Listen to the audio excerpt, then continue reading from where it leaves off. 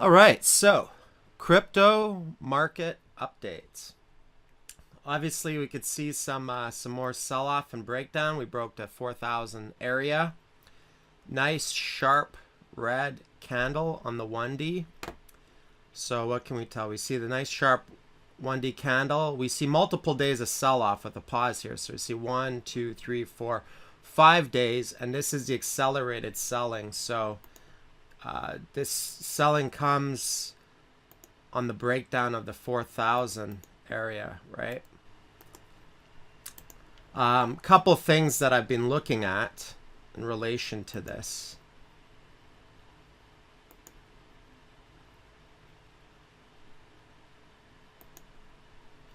Actually, we'll do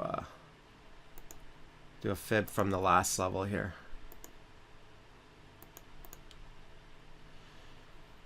So if we draw a fib retrace from the last level, we're kind of hitting this area right here, which is very close to this area. One area of interest that I've been waiting for is right down here, right? If we can stab down and touch this for a double bottom, then one thing that could happen with that is that we get a bounce and possibly form a head and shoulders pattern, a larger head and shoulders, right? There's kind of one here, but not really. It was a little bit lopsided and it had a higher low and a higher high. It was a dead cat, and that was my cue to, that's why I sent out trade alert to take 20%, sell 20% of my Bitcoin holdings and hard profit, right? Also, I'd closed out about 60% of my trade all in this general zone from, 4,000 and up here, general area. So I still have the rest riding, but on the next bounce, what I'm going to do is close that out. My rule of thumb is I never sell on blood, right? For me, bounces are for selling and blood is for buying dips. So I still have a cash hedge available for some dip buying. Now, there's something else that we need to look at here, and Spoofy the bear whale's been out in full force today. I've been watching some interesting sell orders. So let's just extend this out here. So we effectively have a bear channel that we're dealing with right now.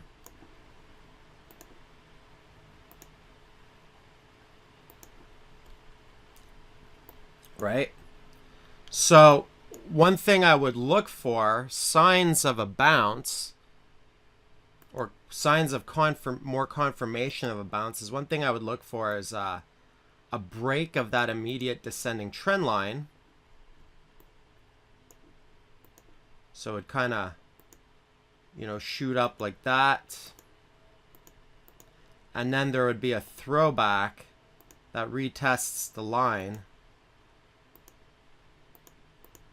And retesting the line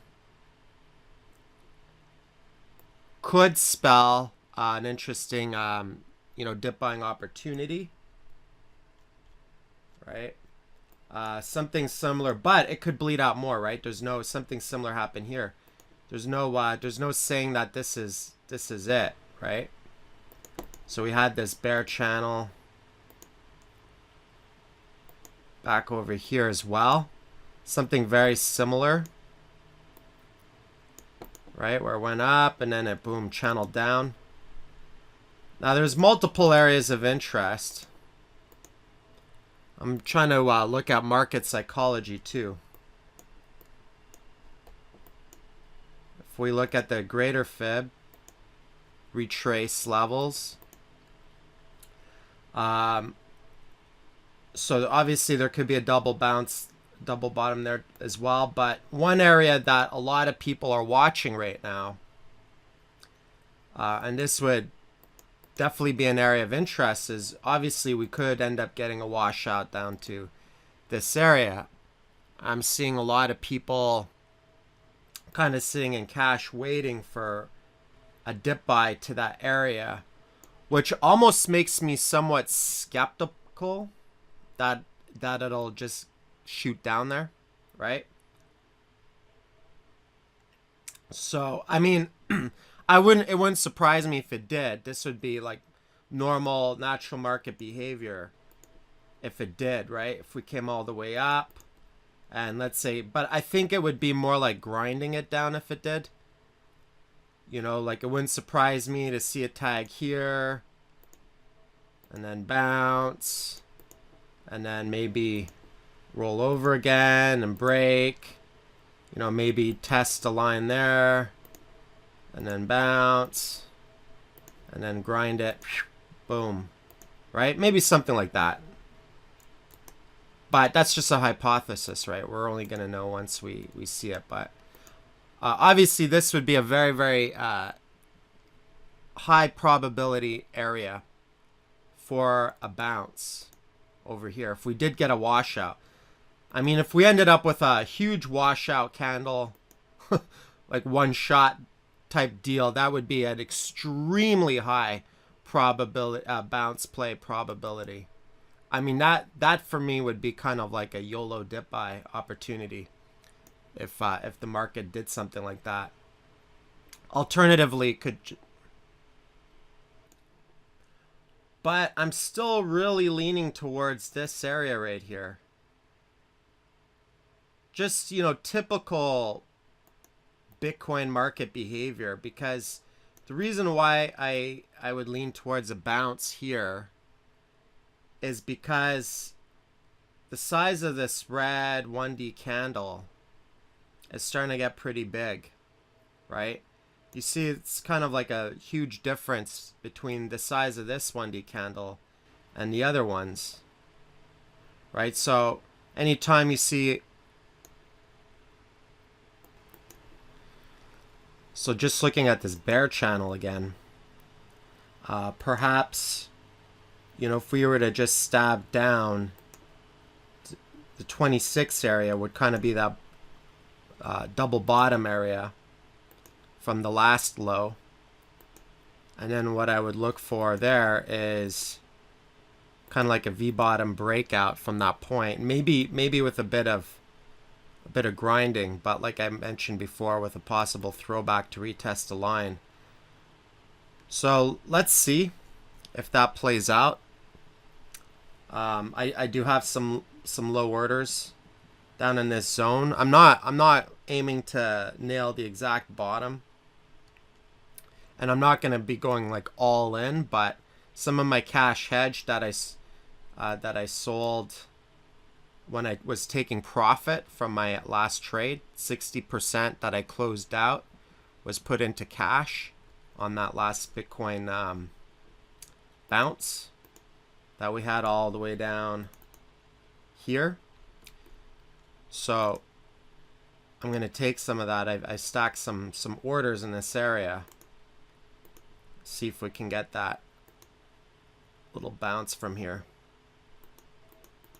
So that's what I'm gunning for. And then I'll exit that and likely exit my whole position from here on the dead cat. Right? You notice how it just kind of makes waves, boom, boom, boom. And that would be like a head and shoulders right there. It would also complete a descending trend line, making 3 points of contact possibly.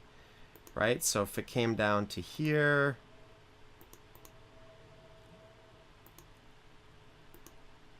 and this is all just a hypothesis based on market behavior. Obviously anything could happen, so you got to be prepared. But you know, I would kind of look at, I might not aim to nail the exact top or whatnot, but you know, as soon as it touches this descending trend line to make 3 points of contact, as well as a head and shoulders, this would be a cue for me to close out this long, the rest of this long from here. and to hedge whatever was bought here into cash and possibly reduce some altcoin positions, right? When I say reduce, I mean like I'm going to still keep some running, but I might chop my position sizes in half and be a little bit heavier on the cash side, right? Because one thing that could happen from that point is we could eventually, after we get a nice bounce, have the breakdown, and then with that cash, this would be like the YOLO dip buy area, and that would kind of grind the sell-off a little bit more. It would be downwards, but slightly sideways, so that possibly it would make contact with this ascending trend line, as well as prior resistance turning into support, right? So that's definitely one possibility. News. Okay, what's the news? CoinDesk.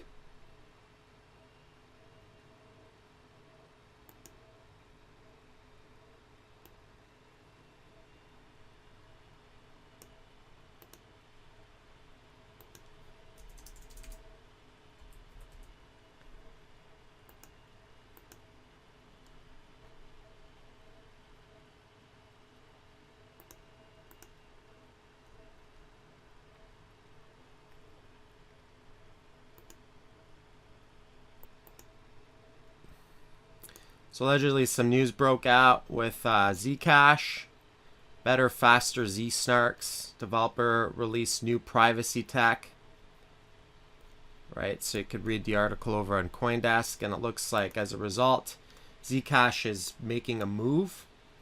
Which is, this is interesting. It's definitely interesting if I see altcoins making a move when Bitcoin is dumping. That's actually not a bad thing. It'd be nice to get that inverse correlation back so you could flip back and forth between crypto. But sometimes, markets, they might have their own unique movement. There's obviously kind of like a lot of support in through here at this level. So we'll see. But, these markets have been very choppy. We've had a lot of kind of fake outs from the descending trend lines and such, right? So lots of chop in these markets. But any type of like bullish fundamental move or news can definitely be enough fuel for any one particular market to take off, regardless of what BTC is doing.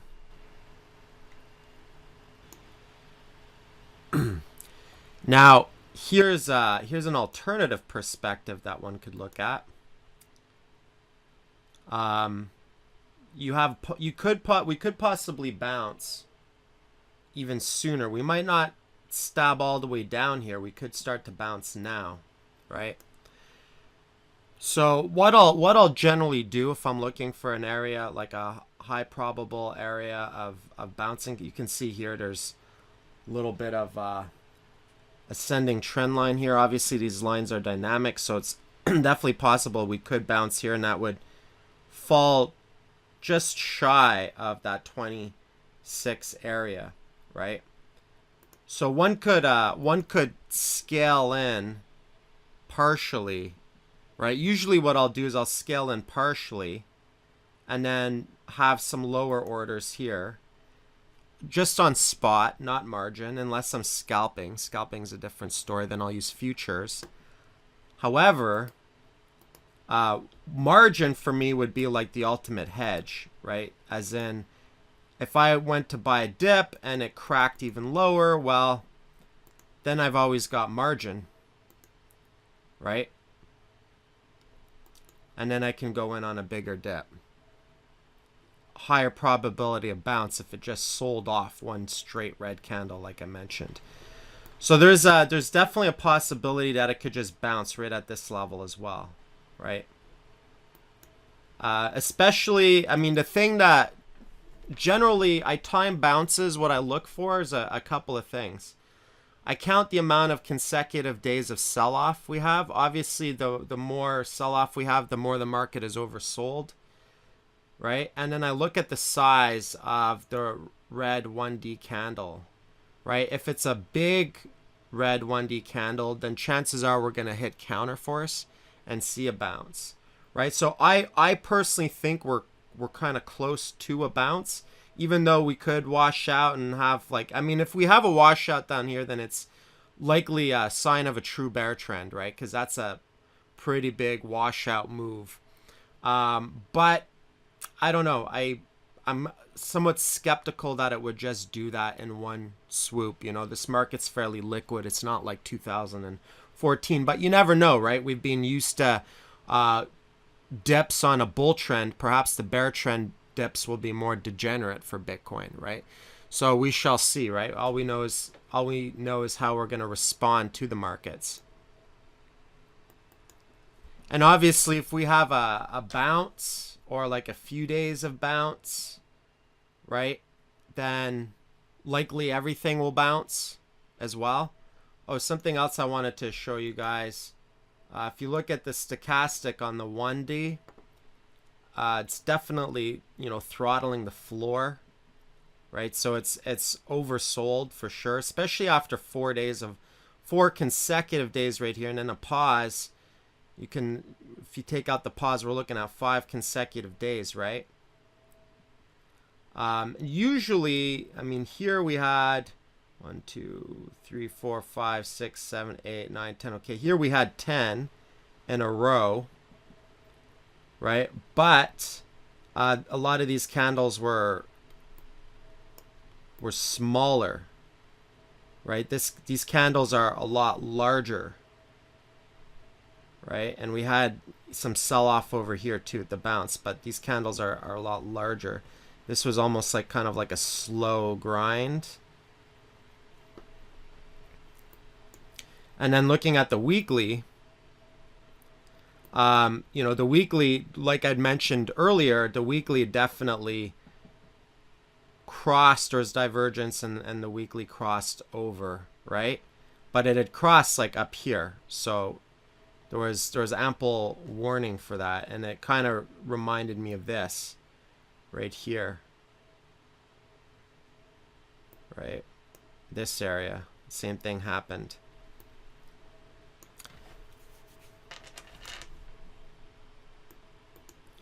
Now, will it just sell off all the way down to this level in one swoop, or will we get some neutral weekly candles? You know, will we get any green pauses? So we shall see. We'll see what happens.